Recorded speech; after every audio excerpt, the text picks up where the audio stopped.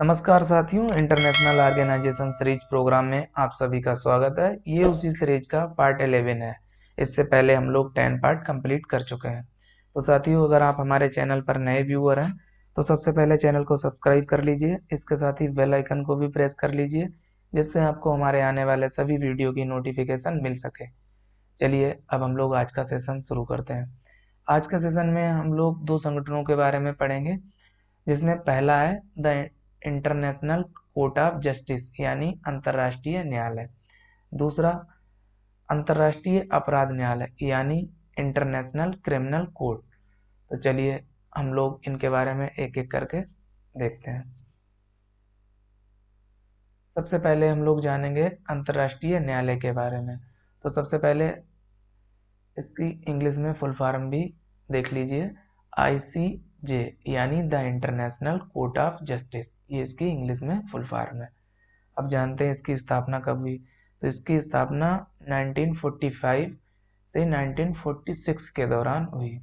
अब इसका मुख्यालय हेग में है, जो नीदरलैंड में। अगला इसकी विषय वस्तु समुद्री विवाद, व्यापार, सीमा विवाद, संप्रभुता, मानवाधिकार और प्राकृतिक संसाधन, ये इसके विषय वस्तु हैं। अब इससे संबंधित जो मुख्य बिंदु हैं उनको भी देख लेते हैं। पहला, इसके क्षेत्राधिकार में संयुक्त राष्ट्र के सदस्य आते हैं। दूसरा, इसके निर्णयों के खिलाफ अपीलें नहीं की जा सकती हैं। तीसरा, भारत इसका सदस्य राष्ट्र है। अब हम लोग अन्य जो बिंदु हैं उनको भी देखते हैं। चौथा, इसमें जो मुख्य बिंदु है, यह संयुक्त राष्ट्र का एक आधिकारिक न्यायालय है, यानी ये यूएनओ से स्वतंत्र नहीं है। पांचवा, इसे विश्व न्यायालय भी कहा जाता है। छठा, गैर संयुक्त राष्ट्र के सदस्य यानी जो यूएनओ के सदस्य नहीं है, राज्य भी ICJ यानी इंटरनेशनल कोर्ट ऑफ जस्टिस संविधि, यहाँ पे आप ध्यान रख लीजिए, यहाँ पे एक चार्टर है, इसी का अनुच्छेद 92 का समर्थन करके इसके भागीदार बन सकते हैं। अगर इस चार्टर का जो भी गैर संयुक्त राष्ट्र सदस्य हैं वो समर्थन कर दें तो वो ICJ के भागीदार बन जाएंगे। सातवां, ये किसी विवादित मामले पर तभी सुनवाई करेगा जब दोनों पार्टी सहमत हों।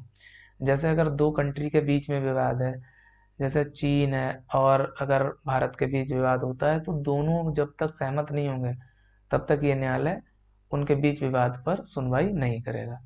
आठवां, इसमें 15 न्यायाधीश होते हैं जिनका कार्यकाल 9 वर्ष होता है। ये भी आपको ध्यान रखना है। एक ही समय में एक ही देश से दो न्यायाधीश नहीं हो सकते, ये बात भी आपको ध्यान रखनी है। तो अंतर्राष्ट्रीय न्यायालय के बारे में इतना ही। अब हम लोग अंतर्राष्ट्रीय अपराध न्यायालय के बारे में जानते हैं। तो सबसे पहले इसकी फुल फॉर्म देख लेते हैं इंग्लिश में। ICC यानी इंटरनेशनल क्रिमिनल कोर्ट। अब इसकी स्थापना रोम संविधि के तहत 2002 में हुई थी, ये आपको ध्यान रखना है। इसका मुख्यालय भी हेग में ही है, जो नीदरलैंड में पड़ता है। अब इसकी विषय वस्तु आपको याद रखनी है। नरसंहार, मानवता के विरुद्ध अपराध, युद्ध अपराध, व्यक्तिगत आदि, ये इससे संबंधित विषय वस्तु हैं। अब इससे संबंधित जो अन्य मुख्य बिंदु हैं उनको भी हम लोग देख लेते हैं। पहला है अपील के लिए एक अपील चैम्बर का प्रावधान, जैसे उसमें अपील नहीं की जा सकती थी, इसमें अपील का प्रावधान है। दूसरा, भारत सदस्य नहीं है, ये बात आपको अच्छे से याद रखनी है, प्रीलिम्स के लिए बहुत महत्वपूर्ण है। भारत इसका सदस्य नहीं है क्योंकि उसने रोम संविधि पर हस्ताक्षर नहीं किए। तीसरा, संयुक्त राष्ट्र का आधिकारिक न्यायालय नहीं, यानी यह यूएनओ से स्वतंत्र है। चौथा, जो अंतिम मुख्य बिंदु है, इसमें 18 न्यायाधीश होते हैं।